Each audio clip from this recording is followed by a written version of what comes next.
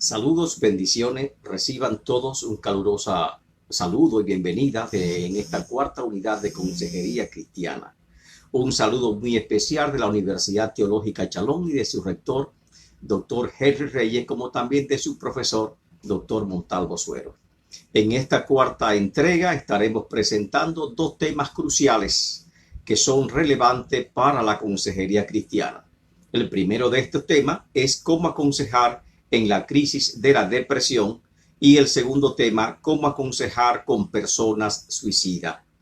Alabado el nombre del Señor. La evaluación final es la siguiente. Después de usted observar este video o mientras observa este video, esta presentación, usted puede ir llenando las siguientes preguntas. Pregunta número 1, diga qué es la depresión. Número 2, diga cuáles son los 3 pasos claves para aconsejar en la depresión o en la crisis de la depresión. Número 3, cuáles son los 3 pasos clave para administrar en la crisis del suicidio. Y 4, cuáles son los elementos cruciales en el enfoque de aconsejar con suicida. Recuerde que el correo electrónico de la Universidad Teológica Shalom es exactamente igual. Universidad Teológica Shalom 01@gmail.com. Ponga su nombre completo, dirección y correo dirección postal y correo electrónico. Tan pronto recibiremos su evaluación, al final del curso estaremos entregando los certificados de participación de este diplomado de consejería cristiana. Un saludo especial a todos los hermanos en Cristo Jesús que están en sintonía con nosotros. Si usted no se ha inscrito, por favor inscríbase en este curso totalmente gratuito de consejería cristiana que llega a todos ustedes gracias a la cortesía de la Universidad Teológica Shalom y su rector Henry Reyes. Alabado el nombre del Señor. El primer tema es la crisis de la depresión. ¿Cómo aconsejar en la crisis de la depresión?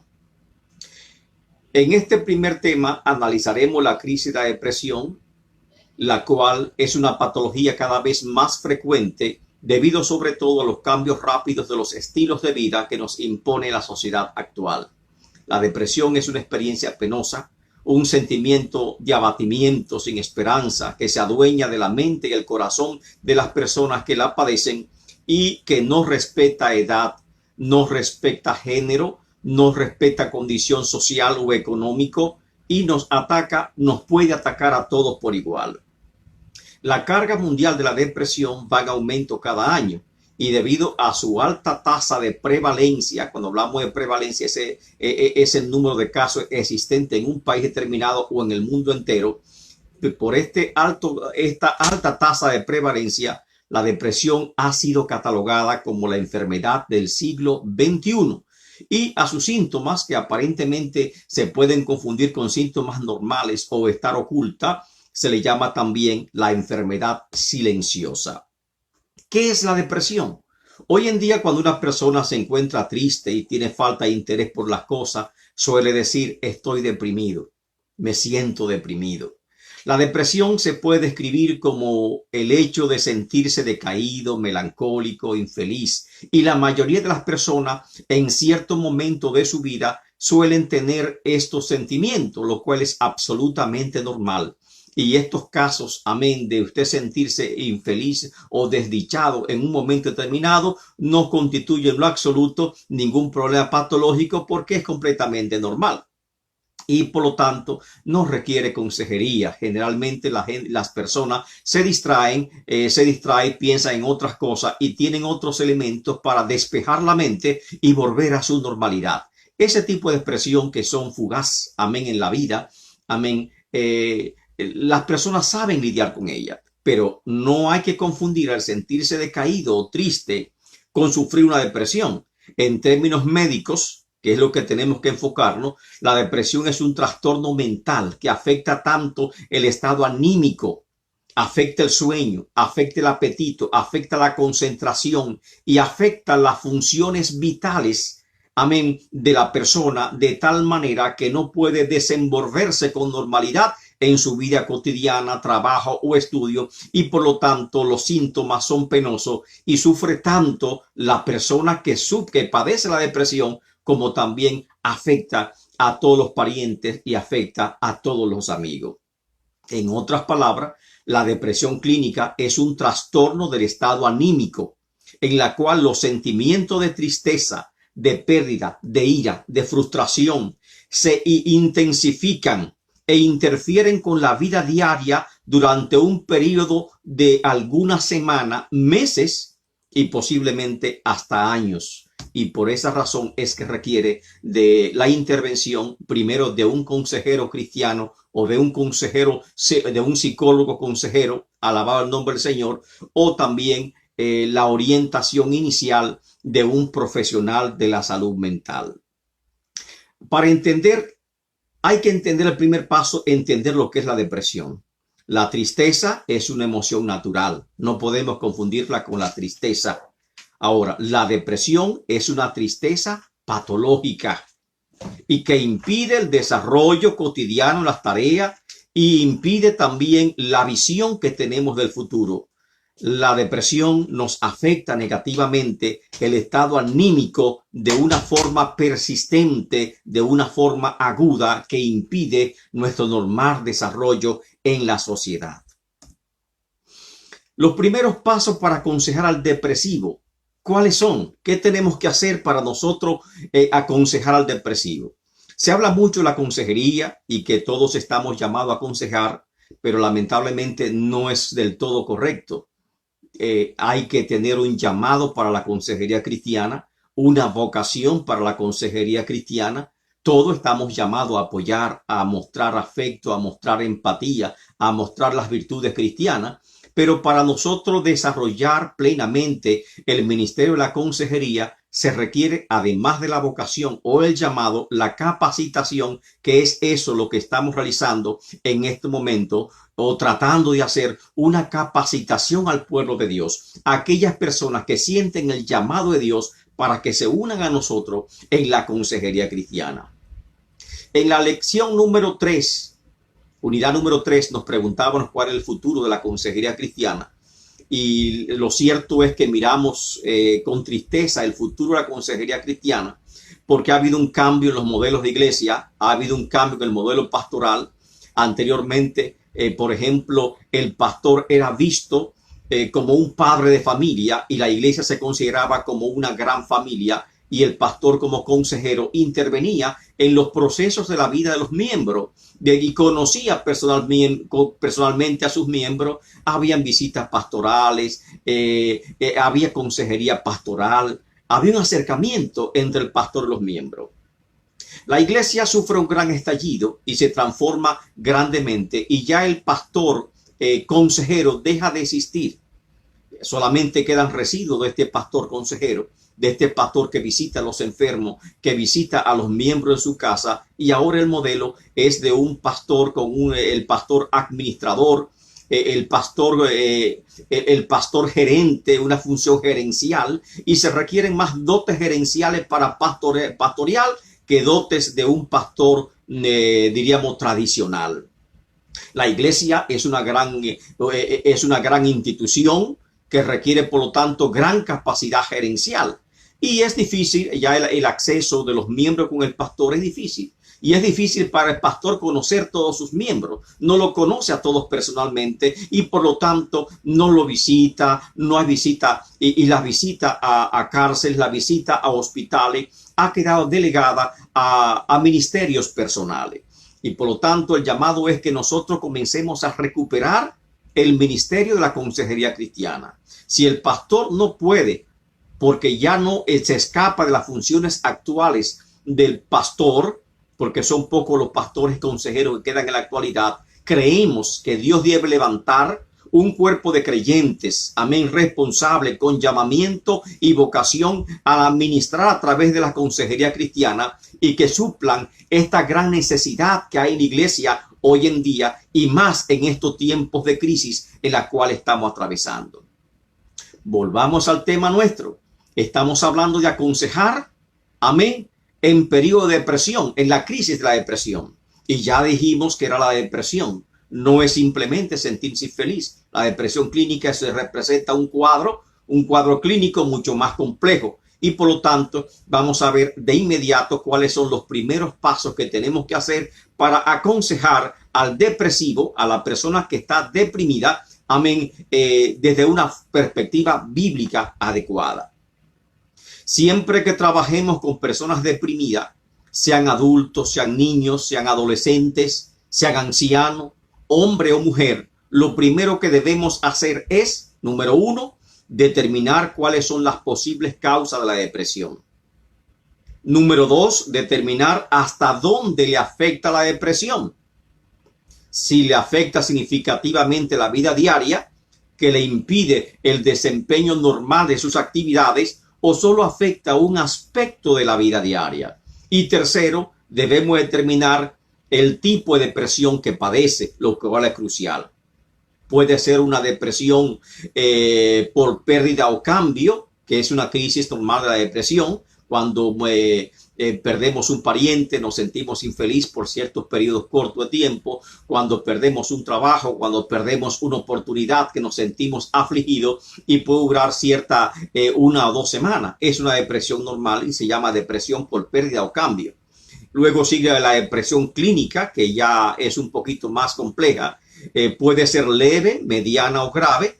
Está también la depresión estacionaria, que muchas veces se padece en ciertas estaciones del año. Amén. Está también la depresión por procesos evolutivos de la vida, que son son naturales. Está la depresión, por ejemplo, a tercera edad. Está una depresión posparto. Amén. Está depresión por retiro. Y esto, primero es esto, determinar estos 3 puntos y luego seguimos, amén, investigando o ministrando a la persona que está deprimida. La depresión no es algo delicado que puede en los casos graves conducir al suicidio y por lo tanto requerimos que ponga mucha atención a esta unidad porque es vital para nosotros desempeñar con efectividad el ministerio que estamos llamados. ¿Cuáles son los primeros 3 pasos para aconsejar a las personas en depresión? 1. Determine cuáles son las posibles causas de la depresión. 2. Determine hasta dónde le afecta la depresión. Y 3. Determine el tipo de depresión que está padeciendo. Hay un test, se llama test de estrés o test de tensión. Es este test de Holmes y Regis. Y ese test sirve para evaluar el estado de estrés que sufren las personas y como consejero también está a nuestra disposición poder utilizarlo. En este test es un pequeño cuestionario y comienza diciendo, en los últimos meses, puede ser las últimas semanas, ¿cuáles han sido las cosas que le han sucedido entre las enumeradas a continuación? Y usted va enumerándola, la persona, el aconsejado, va poniendo como si fuese la primera entrevista de un médico, como usted va a un médico, que hay un cuestionario que usted tiene que firmar y ese test nos sirve para evaluar lo que es los niveles de estrés. Por ejemplo, muerte de un cónyuge. La muerte y cada parte de este test tiene una puntuación y la muerte de un cónyuge tiene una puntuación alta que es 100. Porque una persona que se siente deprimido por largo tiempo porque se quedó viudo o viuda, lógicamente que tiene un estrés alto y es 100. Divorcio, 73. Separación de matrimonio, 65. Reclusión en cárcel, 63. Y por eso es que la Biblia habla de que no nos olvidemos de los presos, porque también cuando una persona está prohibida de su libertad, le cohíben su libertad, está detenida en un centro de detención, sufre depresión y tenemos que, por lo tanto, saber lo que tienen ministerios carcelarios, que uno de los principales elementos que tiene que luchar contra el preso es la depresión. Muerte de un miembro de la familia cercana, 63. Lesión, enfermedad, 53. Matrimonio, pérdida de empleo, reconciliación matrimonial. A veces los éxitos causan depresión. La gente siempre piensa que solamente uno se deprime por cosas negativas, pero muchas veces, amén, somos impactados aún por noticias que son favorables y contrariamente la mente reacciona de forma incomprensible y de repente nos volvemos deprimidos. Amén. Y esas son causas que también que el consejero debe también reconocer. El embarazo, las dificultades sexuales, el aumento de la familia, te nació un hijo. Amén. Ahora tienes preocupación, nuevas cargas, cambio en la situación financiera, muerte de un íntimo, etcétera, etcétera. Hay una lista, ¿verdad?, innumerable de casos que pueden ser estresantes, y eso nos sirve para nosotros evaluar el nivel de estrés de una persona para saber qué tan profunda puede ser la depresión que está padeciendo. Este test de estrés o test de tensión de Holmer y Regí se puede conseguir por internet y fotocopiarlo en caso de que usted se vaya a dedicar de una forma profesional a lo que es la consejería cristiana o la psicología cristiana. Número 3. Las depresiones más comunes, ¿cuáles son? Y vamos a comenzar con las más sencillas, la más leve, que es importante conocer, porque así como el médico debe ser un versado en materia de la salud, se supone que nosotros como consejeros tenemos que conocer ciertos tipos de padecimientos emocionales que pueden tener las personas, ya que estamos llamados a aconsejar. Los tipos de depresión más comunes, ¿cuáles son? Está la depresión leve. En algunos casos los síntomas de depresión afectan poco a la vida diaria y solo en algunos aspectos específicos que se pueden considerar como normales. Pero en ese periodo de depresión leve que dura 1 o 2 semanas, nosotros se requiere por lo tanto la consejería cristiana para nosotros poder rescatar y ayudar a esa persona que está atravesando por este periodo oscuro de la depresión. Está la segunda, trastorno disfórico premenstrual, que es una realidad, son síntomas depresivos que ocurren en la primera semana antes de la menstruación y desaparecen después de la menstruación. Pero tomar decisiones en ese periodo, es sumamente difícil. Se le dificulta a la mujer tomar decisiones y también se le dificulta la concentración y en cierto momento también puede afectar un área de su vida, que requiere por lo tanto consejería de parte nuestra para darle las herramientas que durante esos periodos pueda salir airosa de esos momentos de crisis que atraviesa. La número 3, trastorno afectivo estacional. Los pacientes muestran los síntomas de depresión, pero la depresión atípica. La depresión típica es que la persona simplemente sufre de pérdida de sueño, sufre de pérdida de trastorno del apetito, pero la atípica es contrario. En vez de tener trastorno del apetito, se incrementa el apetito y muchas veces se incrementa el sueño y esa depresión es la más normal o la general en los trastornos afectivos estacionales. Se llaman de esa forma trastorno afectivo estacional porque solamente se manifiesta durante ciertas estaciones del año, la mayoría de los casos en otoño y en invierno, probablemente debido a la falta de luz solar o a las restricciones, tal vez en estos países que se nota mucho el cambio de las estaciones del año. Y la número 4 está la depresión posparto. Muchas mujeres se sienten algo deprimidas después de tener un bebé, pero esa no es la depresión posparto. La verdadera depresión posparto es mucho más grave e incluyen los síntomas de una depresión mayor, el cuadro de una depresión mayor. Así que nosotros como consejeros primero tenemos que reconocer estos 4 tipos de depresiones que son comunes. Una depresión leve o pasajera es fácil reconocerla, porque así como llega se puede ir. Amén. La depresión leve puede durar 1 semana o 2, que es la número 1. Amén. Ahora está el trastorno disfórico premenstrual, que también dura 1 semana y se debe a la menstruación de la mujer. Lo sabemos. Esa también se puede considerar como una depresión leve. El trastorno afectivo estacional que padecen algunas personas, que ocurre muchas veces en las temporadas de otoño e invierno, también se puede considerar leve, pero no podemos descuidar la condición del aconsejado. Y la depresión posparto, esa ya no es leve, es una depresión que tiene todos los síntomas de una depresión mayor. Y ahora entramos en otros 4 tipos de depresión, que son depresiones clínicas. y por lo tanto, por lo general, escapan de la competencia del consejero bíblico o del consejero pastoral y deben ser referidas a profesionales de la salud mental.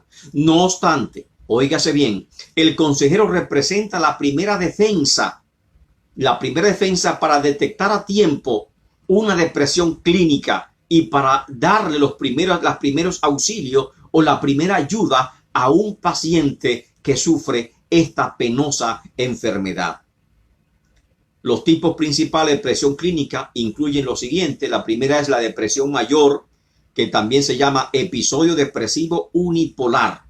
Es un estado de depresión persistente, pero no crónico, que puede causar dificultades significativas en la vida diaria. Episodio depresivo puede empezar rápidamente en algunos días o más lentamente durante unas semanas y suele tener una duración de varias semanas, incluso meses, pero es tan profunda que golpea tan duro a la persona que padece esta depresión, y generalmente una depresión típica que se tiene problemas, de concentración, problema de tomar decisiones, trastorno del sueño, trastorno del apetito y por lo tanto pérdida de fuerza, dolor corporal, que impiden que esas personas se desenvuelvan con normalidad en su vida, ya sea en el trabajo, ya sea en los estudios, y por lo tanto se convierte en una depresión clínica. Y esta es la depresión mayor. Puede durar unas semanas o una semana, pero golpea con mucha fuerza y por lo tanto puede ser en ciertas condiciones causa también de suicidio. En un caso de depresión mayor que afecte tan profundamente el desenvolvimiento de la vida diaria, como creyente tenemos que tener mucho cuidado y andar con un poquito de rapidez en la consejería cristiana. La número 2, después de la depresión mayor, está la distimia, también llamada trastorno depresivo persistente. Es una forma crónica de depresión. Se trata de una alteración del estado anímico que puede durar hasta 2 años. Oiga, es fuerte. O más tiempo. Y a lo largo de este periodo, la persona puede tener momentos de depresión mayor junto con épocas con síntomas leves. Pero en ese vaivén, amén, en ese tiempo es como si tuviese varias recaídas de depresión mayor, varios ciclos consecutivos de depresión mayor que va cayendo una y otra vez y que puede durar hasta 2 años. Por eso es que tenemos que andar frente a un cuadro de depresión mayor, tenemos que andar rápido en la consejería cristiana para determinar cuál es la condición real y que un profesional de la salud pueda hacer una evaluación correcta para que no se convierta en una distimia. Alabado el nombre del Señor. El cuarto tipo de depresión clínica es la depresión bipolar, también conocida como maníaco-depresiva. El trastorno afectivo bipolar es un trastorno severo en el cual los episodios maníacos aparecen después de tener diversos episodios depresivos. O sea, es una combinación, por eso se llaman bipolaridad. Y cuando una persona es tratada o es clínicamente diagnosticada como bipolar, tiene una condición que es tratable, amén, pero hay que tener mucho cuidado con esta condición. Este cambio en el estado anímico puede ocurrir muy rápido después de un episodio depresivo o después de meses o años de un estado de ánimo normal. Las fases maníacas se caracterizan por un estado de ánimo excesivamente elevado, conectando con la hiperactividad, inquietud, irritabilidad, locuacidad, hablar mucho, disminución de la necesidad de dormir, o sea, se activa rápidamente y uno ve el cuadro, esos cambios de humores rápidos, repentinos de esa persona, amén, esa alteración que está excited, amén, esa alteración, uno rápidamente se da cuenta que es bipolar, que no es una alegría normal, para así decirlo. No es que está feliz, amén. No es que está inquieto, no es que ha tomado mucho café. Sencillamente es un cuadro clínico que la ha alterado o lo ha alterado y se siente en esa condición. Y tan pronto sube, igualmente puede bajar en un estado depresivo. A eso se le llama depresión bipolar o más bien maníaco depresivo. La cuarta categoría es la depresión psicótica o delirante, que es tan peligrosa como la bipolar. Se caracteriza por ideas o pensamientos falsos que llamamos delirio, y a veces también por alucinaciones mentales. Los delirios suelen estar centrados en sentimientos desproporcionados, ya sea de culpa, por ejemplo, y la persona comienza a decir: solo soy una carga para mi familia, he cometido un error terrible, comienza a sentir culpa, vergüenza, y esta depresión psicótica delirante es un factor peligroso, amén, y potencialmente puede conducir aún a intentos de suicidio.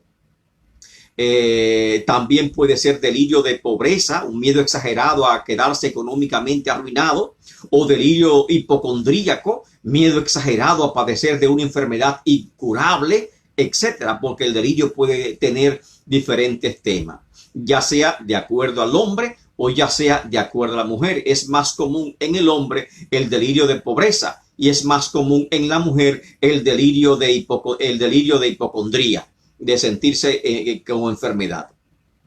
La depresión también se puede clasificar en dos tipos: típica y atípica.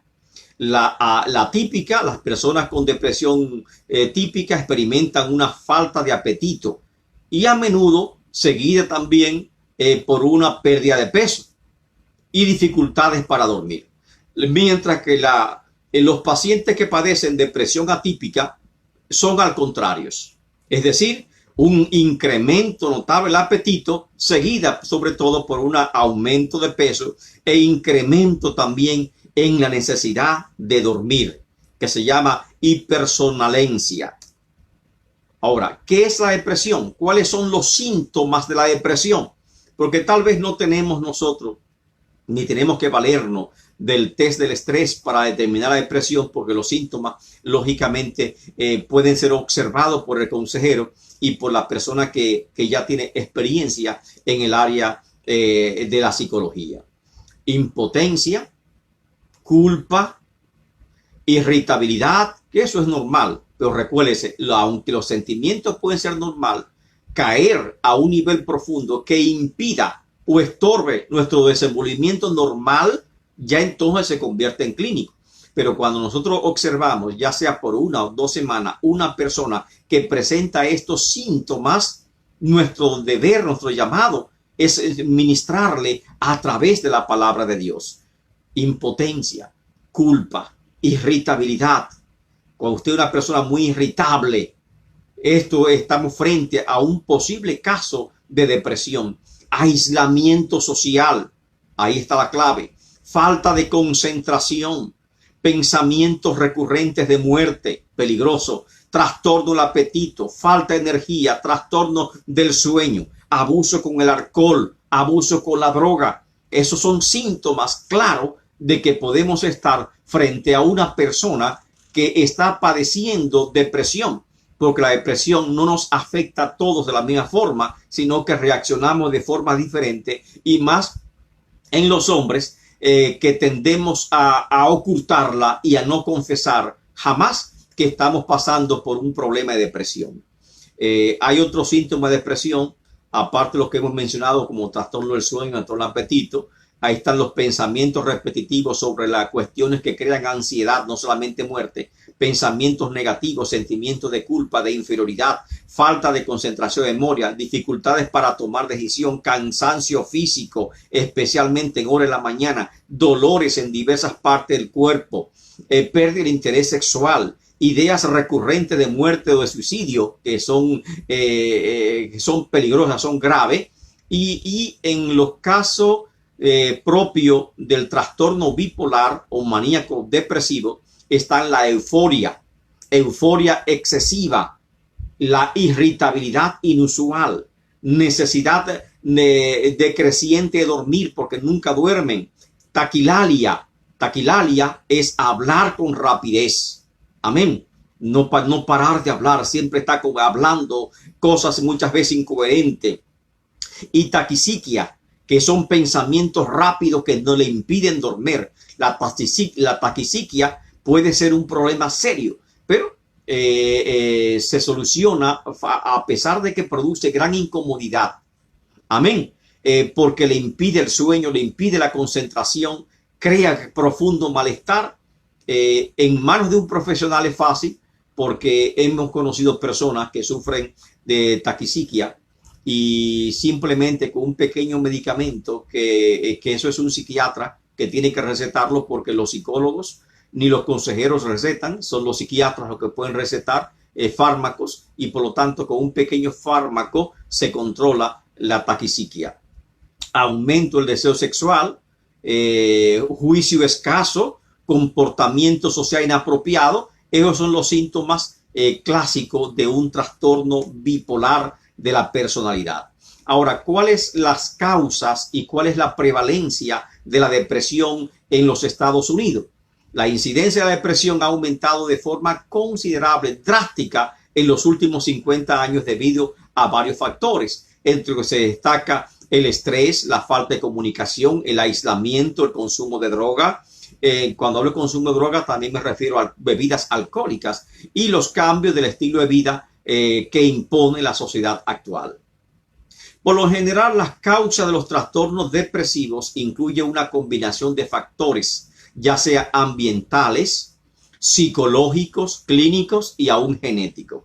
La depresión, la tasa de depresión es alta. Cada año, el 10% de la población estadounidense, y cuando hablo de 10% me estoy refiriendo a aproximadamente a 20 millones de norteamericanos al año, sufren depresión. Y se calcula que más de 300 millones de personas en el mundo padecen depresión. La depresión afecta más a las mujeres que a los hombres, y es más común en los adultos que en los niños. Ahora vamos a ver brevemente la depresión en la mujer, cuáles son sus características, la depresión en los hombres, cuáles son sus características, y la depresión en los niños, cuáles son sus características. La depresión de la mujer se da con más frecuencia que en los hombres, casi el doble, en una proporción más que el doble, en una proporción 5-1, debido a múltiples causas. Entre estos factores están los factores hormonales relacionados con la menstruación, el parto, la menopausia, y otros factores que son ambientales. Son, por ejemplo, las múltiples responsabilidades que la sociedad moderna le impone a la mujer: cuidar los niños, cuidar el hogar, cuidar al esposo, y también un trabajo. Además, el número de madres solteras se ha venido incrementando considerablemente en esta sociedad actual, y estos son elementos estresantes del ambiente, amén, que provocan depresión en la mujer. La depresión en el hombre casi siempre es encubierta, puesto que el hombre tiende a ser reacio a admitir que está deprimido, y el hombre generalmente enmascara la depresión con uso de alcohol, amén. Y por esto, aunque la prevalencia de depresión en el hombre sea menos de la mitad que en la mujer, las tasas de suicidio en el hombre es una proporción de 5-1 con respecto a la mujer. La depresión en el hombre tiene múltiples causas: preocupaciones económicas, estrés laboral, el climaterio, porque así como las mujeres tienen la menopausia a cierta edad, el hombre también sufre el climaterio, la vejez, el nido vacío, la jubilación, que son épocas de depresión para el hombre, la viudez y el divorcio son los dos factores más contundentes que dan con más fuerza al hombre en materia de depresión. En la niñez, hace más de 4 décadas se empezó a reconocer la depresión en la niñez. Anteriormente, en épocas atrás, no se hablaba de esto, pero ahora la niñez está presentando síntomas similares al adulto. Además, el niño deprimido puede mostrar miedo, mal humor, ser indisciplinado, no querer separarse de los padres, simular estar enfermo, rehusarse ir a la escuela. Hay un cuadro que es bueno conocer, y nos parece que en otra unidad está contenido el tema de cómo nosotros ministrar a la niñez en caso de depresión. Las causas de depresión en los niños son múltiples, entre ellas son las ambientales. Las ambientales, conflictos, por ejemplo, estresantes en la escuela, ser víctima del bullying, violencia o discusiones en el hogar, maltrato infantil, abuso sexual, el divorcio, separación de los padres, adición de uno de los padres, etcétera. Son casos ambientales que provocan estrés en los niños, y lógicamente al aumentarse estos casos, es que ahora se presenta como un mal social la depresión en la niñez. También existen causas biológicas y genéticas de enfermedades mentales, además de eventos precipitantes, o sea, eventos que disparan la depresión, y ese evento precipitante puede ser, por ejemplo, la muerte de uno de los padres, la muerte de un ser querido, o también una mudanza, trasladarse de un sector a otro puede causar depresión en los niños, o de una escuela a otra, traslado de escuela, cambio de domicilio. Estos pueden ser factores que causen depresión en la niñez. Ahora, ¿cómo nosotros vamos a administrar al deprimido? ¿Cuál es el proceso? La unidad número 2, hablamos del proceso de nosotros ministrar, amén, en casos de crisis.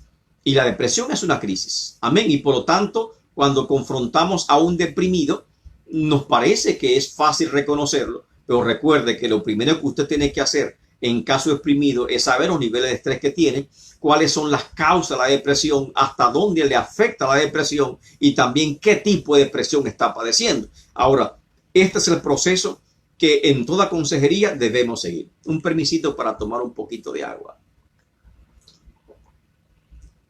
Amén. ¿Cuál es el proceso? Es el siguiente. El consejero debe tener presente los pasos del proceso de aconsejar bíblicamente que presentamos en la unidad número 2. 1. Establecer un vínculo fuerte con el aconsejado. 2. Crear un clima de comprensión. 3. Explorar los sentimientos. Amén. Escucharlo sobre todo. Hay algunas profesiones que requieren escuchar. Y una de esas profesiones, anteriormente se entendía que el sacerdocio es una profesión que hay que aprender a escuchar. Amén. También el pastorado hay que aprender a escuchar antes que hablar. Lo dice perfectamente la Biblia, que tenemos que aprender a escuchar antes que hablar. Y sobre todo en la consejería, antes de usted hablar, tiene que aprender a escuchar. Explorar los sentimientos. Número 3. 4. Categorizar el problema, saber cuál es la crisis que está atravesando. Número 5. Decidir el curso de la acción. Y 6. Estimular la acción. Este proceso se realiza en 4 etapas distintas. La primera etapa es acercamiento. Y ese acercamiento se obtiene a través de las primeras entrevistas o tal vez de una llamada telefónica de que el aconsejado le llamó a usted para un consejo, ya sea porque estaba deprimido o porque tenía pensamiento suicida. Y ese es el acercamiento, que es el primer paso. Y en el acercamiento usted debe establecer el vínculo, crear el clima de comprensión y explorar los sentimientos de las personas. Ese acercamiento. La etapa 2 es reunión y organización de datos. Amén. Ahí está el cuestionario, la entrevista. Amén. Está también el test de estrés. Ahí usted va a reunir datos. Pero también está las preguntas que usted contacto le irá haciendo al aconsejado mientras está conversando con usted, y sobre todo el lenguaje periférico, es decir, lo que usted observa, los movimientos, los ojos, movimientos, la mano que usted va observando, si la persona cuando va a la entrevista se sienta muy separado de usted o tal vez se sienta muy próximo a usted.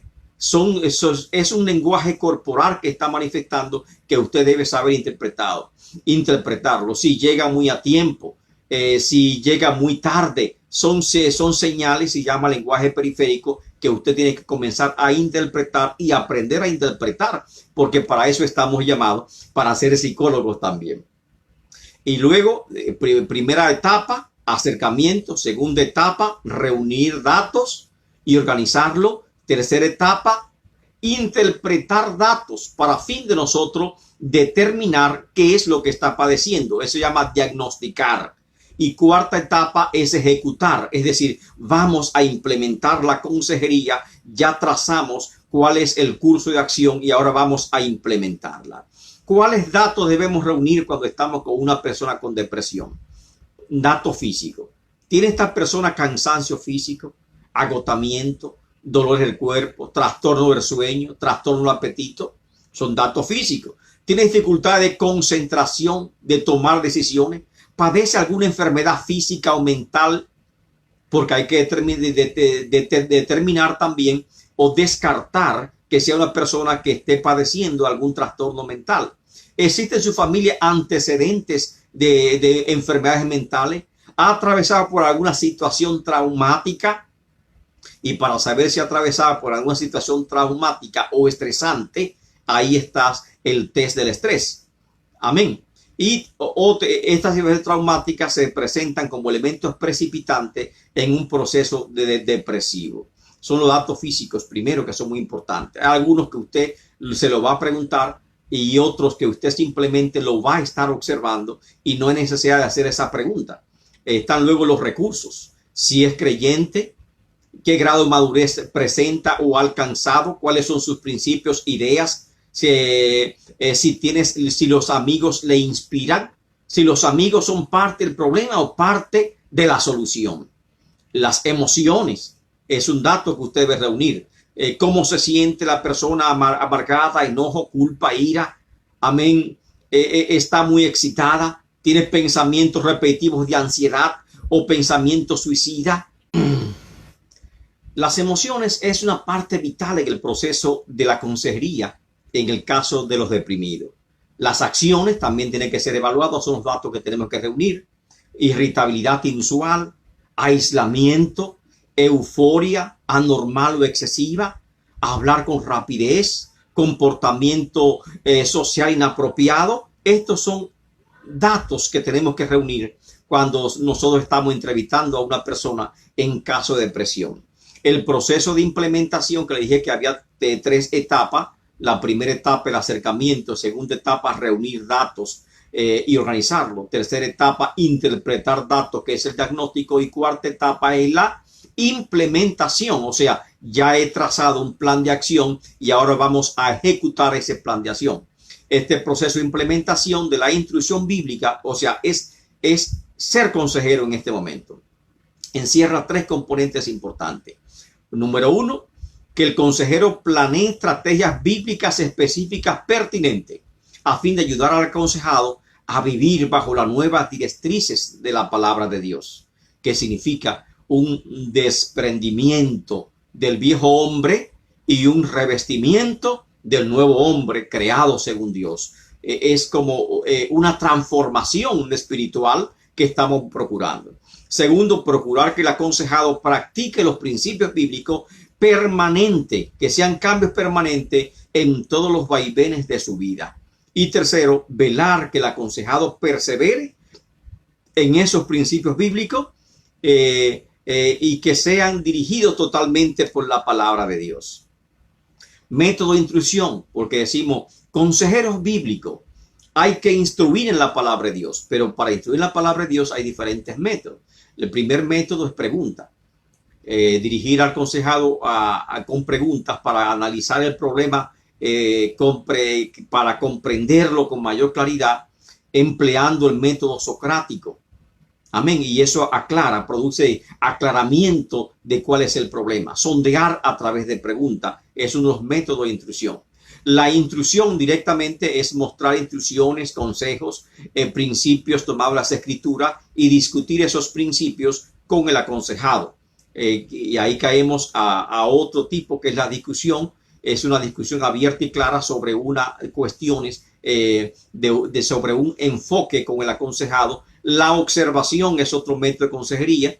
El consejero se presenta a él o presenta a otra persona como buen ejemplo para que lo pueda observar el aconsejado. La experiencia, y la experiencia es indicarles tarea al aconsejado, y la experiencia se usa mucho en lo que son las terapias conductuales de las personas utilizadas por los psicólogos. Y también está la investigación, cuando le asignamos estudios, lecturas, videos a la persona para que nos reporte lo que ha aprendido o lo que considera de ese enfoque. Esos son los métodos de instrucción bíblica que podemos presentarle en este momento, y lógicamente hay otros métodos más de instrucción bíblica. Amén. Ahora, los pasos claves para aconsejar la depresión, esto sí apúntelo, porque son totalmente importantes. ¿Cuáles son los pasos clave? Ya dijimos que hay un proceso. Ya dijimos que hay 4 etapas. La primera, acercamiento. La segunda, colección de datos y organización de datos. La tercera, interpretar datos. Y la cuarta es implementación de la consejería cristiana. O sea, ¿qué voy a hacer? ¿Cómo lo voy a aconsejar? Ahora, ¿cuáles son los pasos claves para yo aconsejar en caso de depresión? Número 1, dar confianza. Procurar en todo momento elevar su autoestima, su confianza en sí mismo, porque el deprimido precisamente está en esa condición por una autoestima baja, por sentimientos de culpa, sentimientos negativos que lo conducen a la depresión, sentimiento de poca valía personal, de que es una carga para otro, de que no vale nada, etcétera. Y ese sentimiento es que lo lleva a esa condición. Y por lo tanto, tenemos que, primer paso, dar confianza. Segundo paso, dar revelación. Y significa mostrarle su valor personal. Así como Cristo le mostraba el valor personal a las personas, también nosotros tenemos que hacer, darle el valor personal. Que se amen a sí mismos, que puedan ver el valor que tienen ante los ojos de Dios, conforme lo dice Mateo 10:29. Hombre de poca fe, ¿no valéis vosotros más que una de estas avecillas? Y con tal Dios la cuida, Dios la protege. Y como muchas veces decimos, que dice las Escrituras que nuestros cabellos están todos contados, porque es tan grande el amor de Dios, ahí por lo tanto Dios lo considera tan importante, y ese es una revelación que debe llegar a su corazón, un rema de parte de Dios que debe llegar al corazón de la persona que está deprimida. Y aunque todo el mundo lo rechace, Dios está a su lado. Alabado el nombre del Señor. Y número 3, dar aceptación. Motivarle a aceptarse a sí mismo, eliminando los sentimientos de culpa, de prejuicios, de inferioridad, de remordimiento, etcétera, que pueda verse como un hijo de Dios muy amado por el Padre Celestial. Amén. Estos son los 3 pasos importantes que nunca debe olvidar un consejero cristiano cuando está aconsejando a un deprimido. Dar confianza, confianza en sí mismo. Amén. Procurar elevar su autoestima, su aprecio personal. 2, dar revelación, mostrar su valor personal, el valor que tiene ante los ojos de Dios. Y 3, dar aceptación, que se acepte a sí mismo, que aprenda a amarse a sí mismo y dejar fuera los sentimientos de culpa, de inferioridad, de remordimiento, etcétera, que Satanás pueda presentarle en su mente. Y recuérdese, como dice la palabra de Dios, nuestra lucha no es contra sangre y carne, sino contra principados, contra potestades, contra huestes de las tinieblas. Y por lo tanto tiene que enseñarle a hacer guerra espiritual, a reprender esos pensamientos insanos que muchas veces como intruso, y por eso se llaman intrusivos, como intruso quieren perturbar nuestra tranquilidad emocional interna, y aprender a reprenderlo en el nombre de Cristo Jesús y tomar control de nuestras acciones. El consejero debe trabajar también con la familia del deprimido, con los amigos del deprimido, con las personas cercanas a él, a fin de que puedan darle apoyo emocional, demostrándole que no está solo y que es aceptado. No venga al deprimido, no venga con reprensiones, amén, ni recriminaciones, ni le diga te dije, porque son cosas lógicamente que en ese momento son absolutamente prohibido mencionar. Recordemos, 1, dar confianza. 2, dar revelación. 3, dar aceptación. 4, dar equilibrio. Por medio de la instrucción bíblica, el consejero debe introducir un orden a su mundo interior, llevando la paz de Dios a su corazón, llevándolo al aconsejado a una auténtica experiencia con Dios. Tal vez esté deprimido por un asunto material, pérdida de un trabajo, pero cuando le damos el equilibrio del enfoque espiritual, del valor espiritual que tiene ante Dios, eso equilibra las cosas, amén, y lo pone en un balance perfecto. Pero aparte del equilibrio, el aconsejado número 5 debe dar organización, o sea, reorganización. El consejero está llamado a ayudar a la persona a reorganizar su vida otra vez, a fin de que recupere su normalidad, que ese es el propósito y el fin último de la consejería cristiana. Dar reorganización. Esto implica recuperar su rutina diaria, su trabajo, su vida familiar, sus estudios, su vida social, y deberá hacerlo de manera gradual. Las actividades físicas, los ejercicios son excelente ayuda porque constituyen una de las mejores terapias para salir de los estados depresivos. El cuerpo se activa y al activarse el cuerpo, esos pensamientos negativos van desapareciendo juntamente con los ejercicios.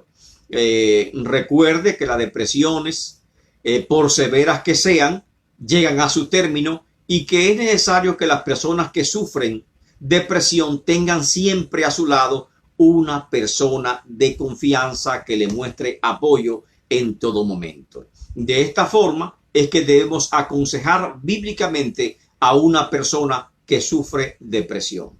Ahora entramos al tema 2, que es el tema de la crisis del suicidio. El suicidio y el comportamiento suicida no es una experiencia aislada. La mayoría de nosotros esperamos no tener nunca jamás que enfrentarnos a una situación como esta, pero no podemos evitarlo, ya que en algún momento nos vamos a tener que confrontar a una persona con pensamiento suicida. En el ministerio veremos cierto número de personas que tienen pensamientos suicidas y otros que han hecho planes de quitarse la vida. Algunos dan señales que deben interpretarse como un grito de auxilio, una alarma, pero otros no dan aviso alguno. ¿Qué hacer si nos toca responder a una persona que está pensando en quitarse la vida? Ya sea que acuda a nosotros o ya sea que nosotros recibamos una llamada telefónica de esa persona y nos confiese que ha planeado quitarse la vida o que va a quitarse la vida. ¿Cómo saber nosotros en este momento si estamos preparados, capacitados para ayudarle? Amén. Primero, debemos entender qué es el suicidio. ¿Cuál es la prevalencia de suicidio que existe en nuestro país? ¿Cuáles son las personas más vulnerables? ¿Cuáles son los factores de riesgos? ¿Cuáles son las causas comunes de suicidio?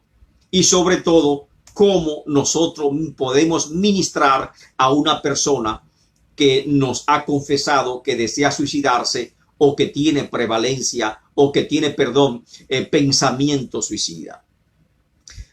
Hay que primero ver la prevalencia del suicidio. El suicidio es un acto de autodestrucción deliberado en el cual las probabilidades de sobrevivir son inciertas, o sea que puede llegar lógicamente a su final. Se estima que un 20% de las personas que intentan suicidarse o tienen pensamiento de suicidarse podrían terminando realizando sus pensamientos. Por lo tanto, es un peligro potencial. Hay más de 36,000 personas que se suicidan cada año en Estados Unidos. Óigase qué número. 36,000 suicidios al año aproximadamente solo en los Estados Unidos. Una tasa anual de suicidio que supera a los accidentes y supera también a las muertes por cáncer. El suicidio representa la causa número 10 de muerte en los Estados Unidos. Se estima que hay más de 5 millones de intentos de suicidios al año. Entre un 10 y 20% terminan logrando su cometido, por lo cual es alarmante la tasa de prevalencia del suicidio. Y por eso hemos escuchado también que aún algunos creyentes han intentado con quitarse la vida y algunos también lo han logrado. ¿Cuáles son las personas más vulnerables al suicidio? Los estudios indican que los hombres cometen más suicidios que las mujeres en una proporción de 5-1. Oígase, 5-1. Amén. 5-1. En todos los rangos de edad, ya sean niños, adultos o ancianos, en todos los rangos de edad, el hombre comete más suicidio que las mujeres en proporción 5-1. Los hombres, por lo general, escogen métodos violentos como dispararse o otro método violento. Como resultado de estos métodos que el hombre elige para el suicidio, los intentos de suicidio en los hombres tienen mayor probabilidad de terminar en muerte. El suicidio consumado acontece frecuentemente en el hombre, en hombres mayores de 50 años, por ahorcamiento o por armas de fuego. En las mujeres, los intentos de suicidio son mayor que los hombres, los intensivios, una proporción también 5-1, pero no todos terminan en muerte. Por lo tanto, la mujer tiene mayor probabilidad de sobrevivir que los hombres por el método que ellas eligen para el suicidio, mientras que el hombre elige un método violento como el ahorcamiento, que el que se ahorca ya no hay reversa para atrás, o tirarse, lanzarse de un edificio, que una mujer no lo haría, pero el hombre sí lo hace, o matarse con un arma de fuego. Amén. Lógicamente que son medios fatalistas que eligen los hombres. La mujer, en cambio, es más común el suicidio por envenenamiento, tomarse unas pastillas o algo así por el estilo, y por eso sobreviven más al suicidio, porque se pueden tomar acciones después que la persona se ha tomado la pastilla, como el primero, como llamar al 911, un lavado de estómago, y si se acude a tiempo se puede salvar la vida. Pero de manera alarmante, la mayor prevalencia de suicidio se encuentra en jóvenes de 15 a 24 años de edad, entre los cuales el suicidio constituye la segunda causa de muerte en el país entero. Y eso es alarmante. Amén. Personas que no han vivido su vida han determinado quitarse la vida, y hay que ver cuáles son las causas más comunes del suicidio, tanto en adultos, tanto en mujeres como en hombres, y tanto en niños también.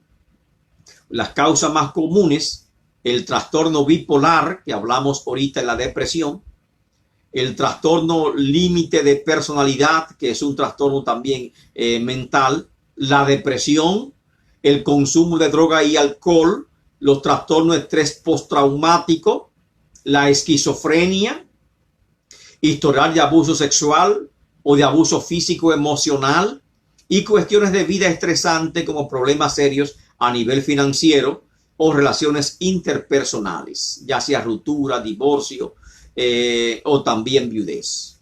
Más de 50% de los suicidios son consumados por personas con trastorno depresivo.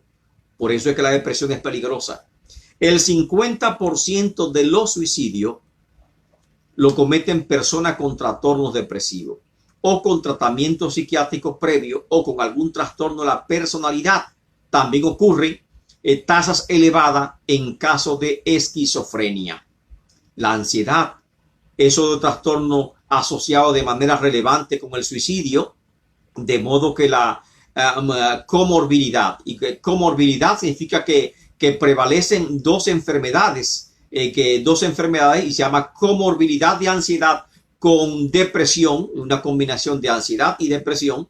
Es una alerta clínica que lleva al médico a manejar, al manejo terapéutica de fármacos adecuados y vigilancia sobre esas personas que padecen ansiedad, también que puede llevar a depresión y se puede combinar con algún tipo de trastorno mental. El abuso o dependencia de drogas alcohólicas es una de las causas de también suicidio, y representa alrededor de un 20 a 25% de las personas pueden terminar en suicidio. Las personas que intentan suicidarse, escuche bien, con frecuencia están tratando de alejarse de una situación de la vida que les parece imposible de manejar, de dominar, y que ven como agobiante. Se ven frustrados, que no hay salida, no hay alternativa. Y estas situaciones pueden ser como el envejecimiento, la tercera edad, la muerte de un ser querido, el consumo de droga o alcohol, un trauma emocional, una enfermedad física grave, dolores, desempleo o problemas financieros. Muchos de los que cometen intentos suicidas están buscando alivio, y por lo tanto pueden buscar alivio a no sentirse culpable o ser una carga para los demás, de evitar ser una vergüenza o un dolor para otros, sentirse rechazados, sentimiento de pérdida, de soledad, sentirse víctimas. Están buscando alivio a una situación, y por lo tanto debemos tenerlo presente como consejeros desde un buen enfoque cristiano. ¿Cuáles son los factores de riesgo? Ya vimos cuáles son las causas comunes, un 50% problemas mentales, pero hay otros 50% que representan factores ambientales o del medio ambiente, factores psicológicos que impactan a las personas y que debemos aprender a manejarlo. Factores de riesgo que se unen: está antecedente de un abandono o maltrato. Cuando una persona con depresión llega a su consultorio, llega a usted, le llama por teléfono, amén, quiere una consejería y tiene un antecedente, un historial de abandono o maltrato, es una persona en riesgo. Cuando una persona dice que desea quitarse la vida, usted tiene que evaluarlo. Y si en la evaluación ve que hay abandono o maltrato, es una posibilidad alto de riesgo que termine con el suicidio. Uso de alcohol y droga, familiares que se han suicidado, autoagresión deliberada, donde comienza golpeándose, cortándose, quemándose partes del cuerpo. Amén. Esos son señales que pueden terminar en un suicidio. Personas que se cortan con chile en la mano, que se queman, muchas veces usan quemarse en los pies, en las partes que no son visibles, para no llamar la atención. Son signos, lógicamente, preocupantes. También ruptura sentimental es un factor de riesgo. Vivir en comunidades con altos brotes de suicidio es un factor de riesgo. Tener acceso a armas de fuego o otros medios es un factor de riesgo importante. El suicidio ni es la maldición de los ricos, ni es la enfermedad de los pobres. El suicidio no respeta clase social alguna. Frecuentemente el suicidio da indicios verbales directos e indirectos de su intención de suicidarse. Un 60% de los que suicidas que logran su propósito ya habían consultado a un médico el mes anterior a su muerte. Más de la mitad habían comentado con alguien su deseo de morir. Y por eso cuando alguien pronuncia esas palabras tan fuertes, que la vida no les vale nada, que la vida no le importa, usted debe de inmediato activarse y conocer que necesita ayuda profesional rápido, porque no puede, es tal vez el cuento de ahí viene el lobo y nunca lo hace, pero ¿y si es cierto? Si tiene un problema, si está pasando por una depresión o una crisis, y por lo tanto tenemos que estar alerta a esos signos, porque luego tendrá más dolor nosotros al saber que pudimos hacer algo y no hicimos absolutamente nada. Y un tercio del total de los que habían hecho una amenaza declarando suicidarse, un tercio de que se mata, ya habían hecho la amenaza anteriormente. Por eso es que tenemos que tomar bien en serio cuando una persona declara una amenaza contra su vida o declara que la vida no le vale nada. Así, la evaluación de riesgo del paciente suicida debe ser una parte fundamental de la práctica clínica diaria y de la práctica de consejería cristiana, ya que la detección oportuna de los factores de riesgo suicida puede prevenir el suicidio en una alta tasa de posibilidad. ¿Cuál es la actitud de la iglesia respecto al suicidio? He escuchado de creyentes y aún pastores que se han suicidado, y está la discusión que si van al cielo, que si no van al cielo, que si es pecado, no es pecado. En primer lugar, cuando le llama a una persona con intención de suicidarse, no es momento de prejuicios, ni es momento de discusiones teológicas o religiosas. En ese momento no se hace. Hay que buscar el equilibrio y evitar que cometan la acción que ellos han amenazado hacer. Ahora en este momento vamos a analizar cuál es la actitud de la iglesia respecto al suicidio. Siempre se ha pensado que si una persona es cristiana, no va a suicidarse ni tendrá jamás pensamientos suicidas. Pero lamentablemente esto no es del todo cierto. Basta con comprender, porque muchas veces hablamos pero no comprendemos, que hay múltiples causas, múltiples razones psicológicas y mentales y ambientales para el suicidio, como la depresión clínica, el trastorno bipolar, la esquizofrenia, etcétera, que pueden afectar no solamente, también a los creyentes pueden afectarlo. Aunque sí tenemos que admitir que una persona nacida de nuevo nunca intentará suicidarse por razón de estrés, por pérdida, por culpa, por vergüenza, por venganza, pues Dios le dará fortaleza de levantarse una y otra vez ante circunstancias adversas. Lo dice Proverbios 24:16. 7 veces caerá el justo y 7 veces se levantará, porque tiene principios sólidos en su corazón. ¿Pero qué? Cuando atraviesa por problemas mentales, cuando sufre una depresión clínica, una bipolaridad, un caso de bipolaridad o esquizofrenia. Estos son casos que ya escapa a su voluntad normal. ¿Qué nos dice la Biblia sobre el suicidio? Primero, la Biblia admite y contiene relatos de suicidio. Y hay 7 casos de suicidio en la Biblia.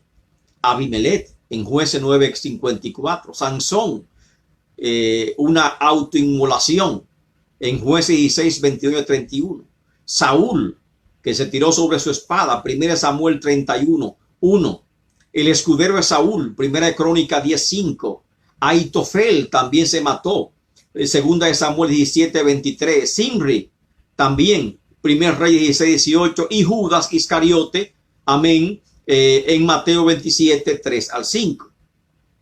Pero también existen relatos extra bíblicos de suicidio en la historia judía, y en este ejemplo es el suicidio en masa de la fortaleza de Masada en el año 74, el último bastión de los judíos. Después de haber resistido varios años de ataque de los romanos, estos judíos que estaban en Masada terminan sacrificándose, terminan suicidándose colectivamente. Entre los cristianos vemos el caso de Jin Jong en la Guyana francesa, amén, que terminó envenenando a sus seguidores, y también tenemos otros casos más que terminaron inmolándose, matándose, quitándose la vida. Son suicidios colectivos que no están registrados en la Biblia, pero sí que están en la historia. ¿Cuál es la actitud de la iglesia respecto al suicidio? Y hay que tener clara. El primero en hablar de suicidio fue Agustín de Hipona en el siglo IV, y lo consideró como algo ilegítimo, es decir, incorrecto, y que también indicaba una mente débil. Luego, en el siglo XIII, se define lo que es el suicidio. La iglesia define lo que es el suicidio y comienza con Tomás de Aquino. E indicó que el mandamiento de no matarás se refiere al hecho de matarse a uno mismo, como también de matar a otra persona. A nivel de cónclave, el primer concilio que habló de suicidio fue el concilio de Arles en el año 452, y condenó al suicidio. El segundo fue el concilio de Orleans en el año 533, que prohibió las ofrendas y las oblaciones para las personas que se suicidan. Y finalmente el concilio de Brest del año 563, o sea, está hablando del siglo VI, negó los ritos religiosos a los entierros de suicida.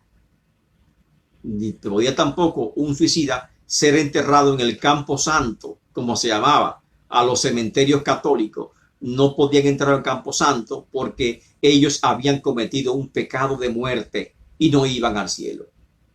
Por influencia de la Iglesia Católica durante la Edad Media, la ley civil comenzó a prohibir el suicidio, siguiendo la misma directriz del derecho canónico, es decir, el derecho que regía a la Iglesia.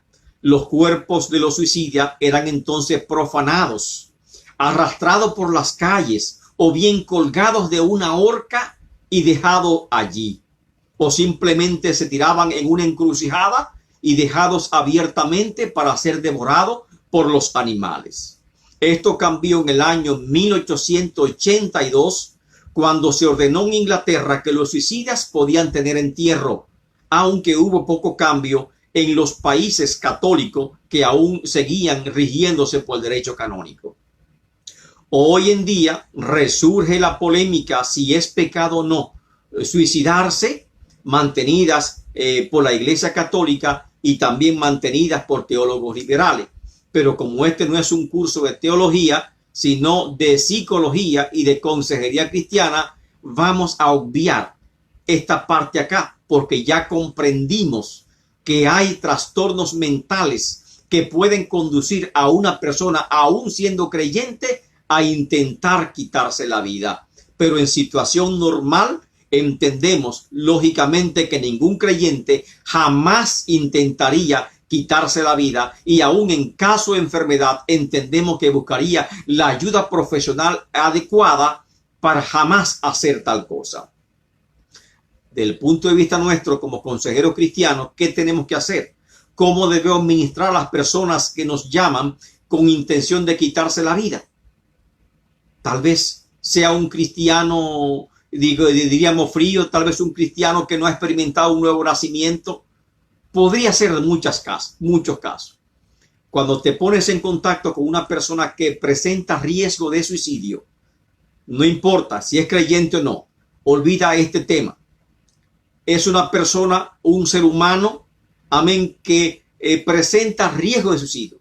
Debes tomar una acción concreta, puesto que está en riesgo la vida de una persona. Tu tarea inicial es ayudar a la persona a seguir con su vida, a persuadirle, a animarle que detenga sus planes y que continúe viviendo. La tarea del consejero es que la persona con pensamiento suicida le diga sí de nuevo a la vida, ayudándole a enfocarse en pensamientos positivos, en sus actividades, indicándole que puede hacer algo. Amén. Nunca le indique lo que no puedes hacer, sino lo que puedes hacer. Amén. Para darle ánimo y darle aliento. A continuación presentamos los pasos sugeridos por Norman Wright, autor del libro Cómo aconsejar en situaciones de crisis, para entrenar a quienes ministran a las personas con pensamiento suicida. Son varios pasos, son muy importantes. Apunte estos pasos porque son vitales y es necesario que usted lo comprenda cuando va a ministrar a personas con pensamiento suicida. Paso número 1, establecer el contacto, crear un vínculo rápido y obtener la mayor información posible.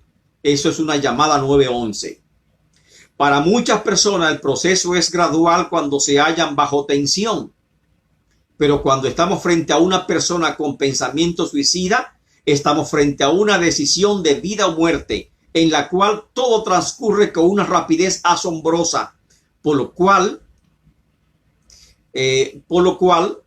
hay un sentido de urgencia, de inminencia, y por esto es importante iniciar estableciendo una relación positiva de confianza con el aconsejado. A medida que hable, identifíquese de su nombre. Trate de conseguir el nombre. Primero, trate de ganarse la confianza lo más rápido posible. Trate de conseguir el nombre de la persona que habla con usted, su número de teléfono, dirección del aconsejado. Si se muestra resistencia a dar su nombre porque quiere permanecer anónimo, no insiste en la pregunta. Simplemente actúe como 911, tomando datos de esa persona, analizando a esa persona, y más luego usted gradualmente va a obtener el nombre de la persona. Si le dice a usted cómo usted se llama, no quiere decir. Entonces, en otro momento de la conversación, ¿y cómo le llamo?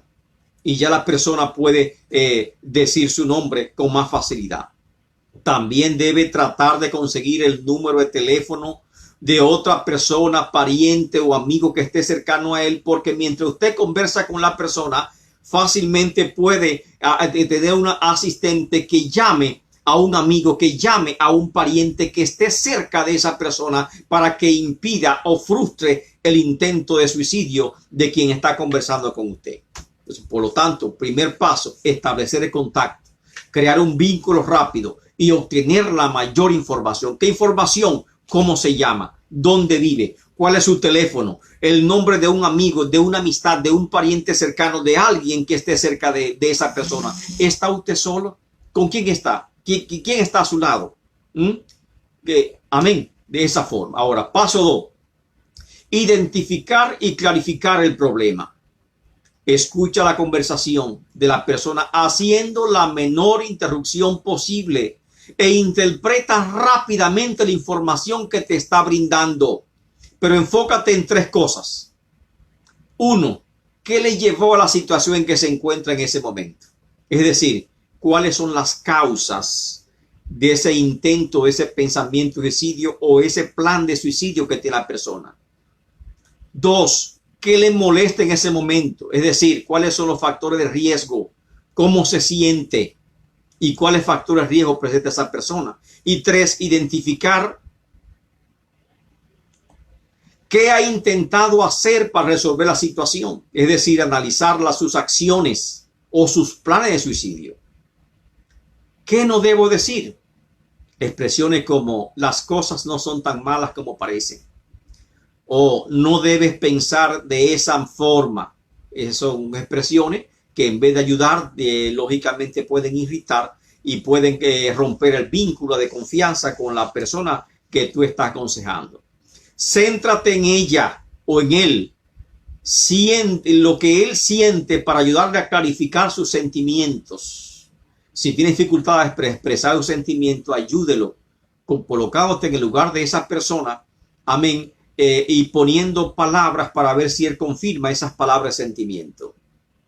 Cuando puedas ver en su interior, entonces podrás empezar a trazar un plan de acción para resolver sus problemas. Si una persona llama y parece que está deprimida o abatida, dígale, parece que está deprimido desde algún tiempo, ¿correcto? ¿Qué tan deprimido ha estado usted en las últimas semanas? Hay que saber si es una depresión profunda o una depresión leve. ¿Cuánto se siente deprimido? ¿Cómo le afecta en su vida? ¿Ha pensado alguna vez que la vida no vale nada? ¿Que no vale la pena vivirla? Son preguntas que usted tiene que hacerle abiertamente para que la persona le conteste. Y cuando una persona tiene dificultad para hablar del suicidio, muéstrele que usted no tiene miedo de hablar abiertamente, sin prejuicio del tema. Y esto puede ayudarle a que se exprese y también mostrar un alivio a sus sentimientos de estar acorralado. Si estás hablando con un adolescente, debes conversar sobre sus creencias sobre la muerte, pues la gran mayoría de adolescentes nunca han visto una persona muerta ni han ido a un entierro y no saben lo que es eso. Dele entender que la muerte tiene un carácter final, definitivo, y que no es tan agradable como pudiera verse pensar ni romántico. Ayúdale a entender las perspectivas sobre la realidad de la muerte y persuádelo a frenar sus intentos suicidas. Ese es el paso número 2. Vamos a recordarle. Paso 1, acercamiento, contacto, crear un vínculo y obtener mejor dicho, resúmalo. Paso 1, acercamiento. Obtenga la mayor información posible. Gane su confianza. Paso 2, identificar el problema que le llevó a la situación en que se encuentra ahora. ¿Por qué se siente molesto? ¿Qué ha intentado hacer hasta ese momento?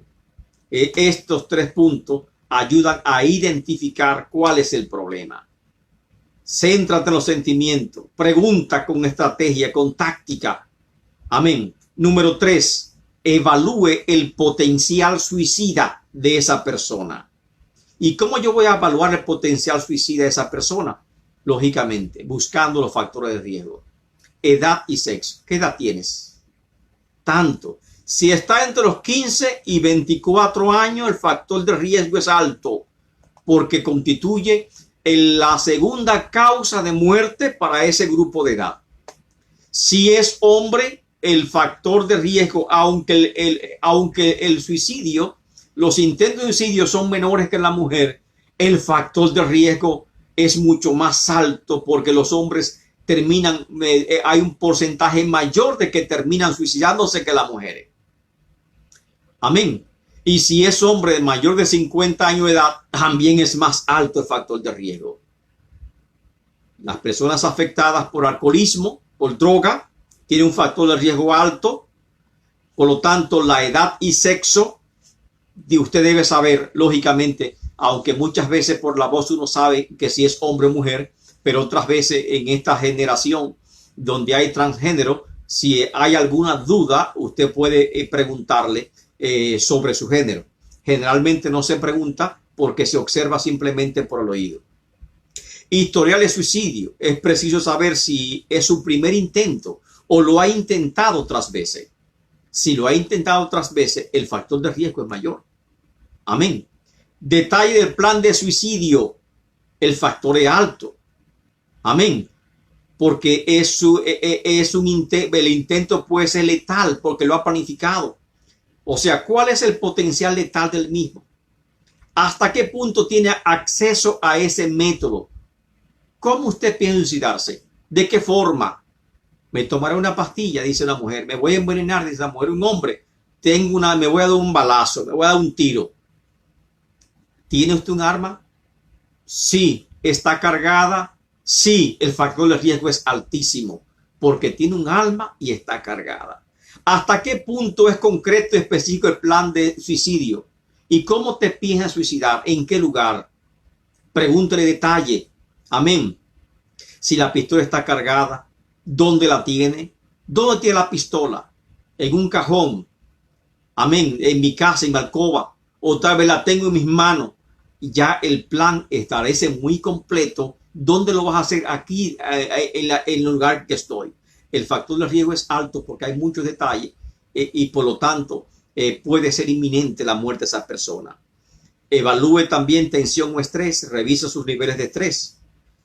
Si ha sufrido una pérdida, niveles de tensión son mayores. Amén. Cuando ha sufrido una pérdida. Factor de riesgo. Para los síntomas es un factor de riesgo. Alcoholismo, alcohol, síntomas de estado psicológico, de agitación, de delirio, es un factor de riesgo alto. Los recursos, si tiene a su disposición, por ejemplo, los medios para ejecutar el suicidio, es un factor de riesgo alto, como ya lo establecimos. El estilo de vida, si la persona es inestable, tiene un historial de cambio, pérdida de empleo, etcétera, ese estilo de vida inestable puede ser un factor de riesgo alto. Vida social, si tiene amigos o si está siempre recluido, amén, es un factor de riesgo alto. Condición médica, si sufre alguna enfermedad, es un factor de riesgo alto y por lo tanto hay que medir los factores de riesgo. Amén. Paso número 4, formule un plan de ayuda enseguida. Es necesario descubrir qué parte del plan de suicida ha sido puesto en marcha y detenerlo de inmediato. Esta es la etapa que si nos descuidamos en esta etapa, puede haber consecuencias letales. Si has abierto, hay que preguntarle, por ejemplo, si has abierto la llave del gas, debes lograr que cierre la llave del gas. De modo alguno debes aceptar una promesa que lo hará tan pronto cuelgue con usted, cuelgue su llamada. Si tiene una pistola cargada, debes lograr que la descargue, que le saque las balas o que le saque el cargador y que la coloque en un lugar seguro. Si tiene pastillas, tienes que lograr por teléfono conseguir que tire la pastilla en el inodoro o en el retrete. ¿Qué más debemos hacer? Que es el cuarto paso. Cualquier plan que tenga, debes lograr que lo cancele y que te dé la promesa que, amén, que está cancelado, comprometerlo en la cancelación del plan. Luego debe conseguir que se comprometa. Hazle prometer que te llamará de inmediato si tiene alguna otra dificultad. En todo tiempo debes motivarle, hacerle amar la vida, apreciar la vida. Recuerde que tus palabras de ánimo pueden salvar la vida de una persona. Estos son los 4 pasos que tenemos que seguir cuando recibimos una llamada de una persona que intenta suicidarse. Paso 1, establecer contacto. Y en ese primer contacto, ya sea que nosotros establezcamos o que la persona nos llame, debemos obtener la mayor información posible. Su nombre, su teléfono, su dirección, porque es posible que ya sean las autoridades o ya sean personas competentes le brinden auxilio o comprueben que efectivamente esa persona no ha logrado su cometido. Paso 2, identificar el problema que le llevó a la situación que se encuentra, cómo se siente y qué ha hecho, qué ha intentado para resolver su problema hasta ese momento. Paso número 3, evalúe el potencial suicida, edad, sexo, historial de suicidio, detalles del plan, la tensión o el estrés de la persona, los síntomas que presenta la persona, la vida social de la persona y la condición médica de la persona. Y paso 4, formule un plan de ayuda. Debes lograr que se detengan los planes de suicidio, debes lograr que se comprometa a seguir viviendo, pero no debes dejarlo, tienes que dejar la puerta abierta para ya sea que la persona te llame, y si la persona te autoriza para tú continuar llamándolo o visitando a esa persona, o que un especialista visite a esa persona para saber su estado mental y para saber su condición física en la cual se encuentra. Elementos cruciales en el enfoque de aconsejar.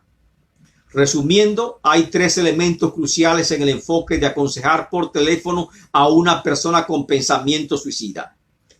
1. Autoridad. 2. Actividad. Y 3. Amor. Autoridad, actividad y amor. Autoridad. Quien llama debe entender, debe ver al consejero como una figura de autoridad que se está haciendo cargo de la situación. No alguien que no comprende la situación, o como dice la Biblia, no un neófito, no un Juan de los Palotes, como dirían otros, sino una persona que tiene conocimiento, amén, y que se está haciendo cargo de la situación. Como decían de Cristo, habla como quien tiene autoridad. 2. Actividad. Quien llama debe sentir que hay alguien que está haciendo algo por él en ese momento. Y eso es actividad. Mostrar interés, mostrar preocupación, mostrar afecto, acercamiento genuino hacia esa persona. Y número 3, amor. Quien llama debe sentir que hay otros que se interesan por él en ese momento y que también quieren ayudarle.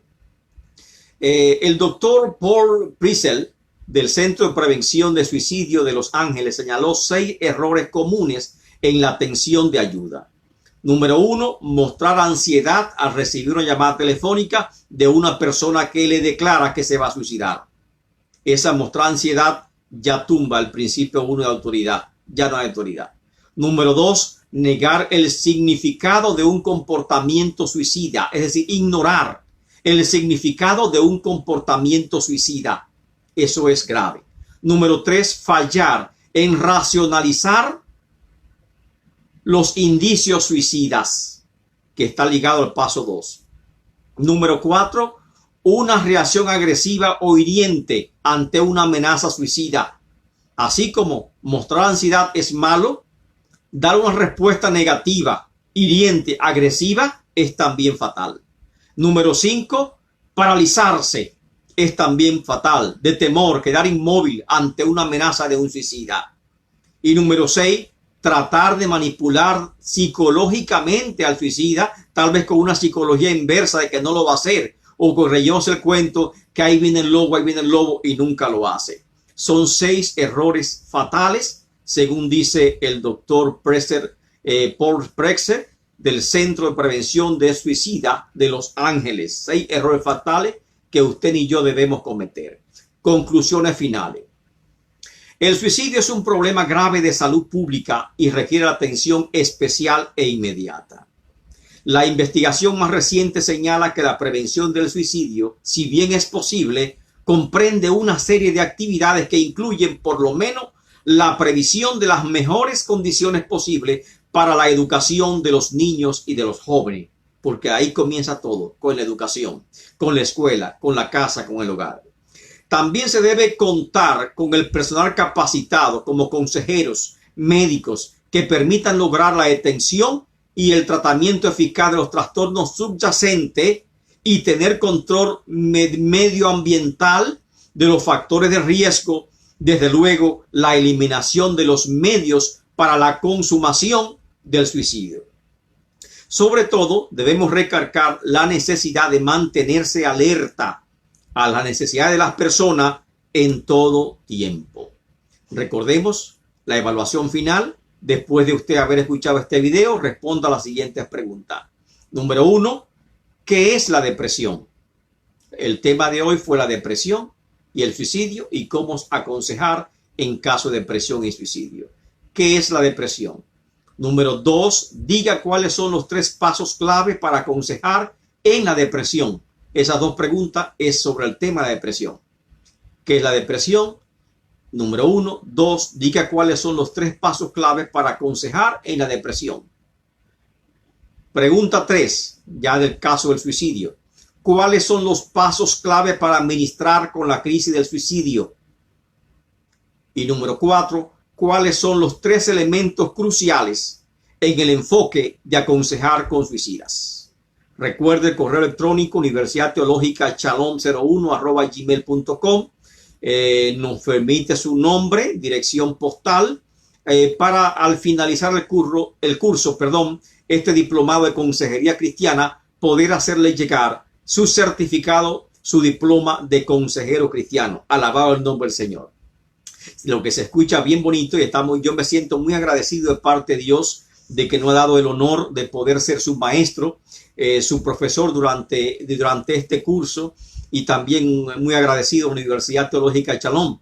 Amén, por esta oportunidad que se nos brinda, y sobre todo porque me siento útil, ya que estamos capacitando personas creyentes, amén, que tomarán en serio estos consejos que estamos dando y que van a tomar en serio también su ministración como consejeros en la iglesia, que mucho hace falta en estos días difíciles que nosotros estamos viviendo. Un saludo especial a todos aquellos estudiantes de la Universidad Teológica Shalom, como también a aquellos que se van a inscribir rápidamente en este curso y van a terminar la evaluación. Saludo en general a todos los hermanos que nos están viendo de nuestra parte y de parte de la universidad. Bendiciones a todos y los esperamos la próxima semana en una 5ª entrega de este curso diplomado de consejería cristiana. Dios le bendiga grandemente en el nombre de Cristo Jesús. Amén y amén.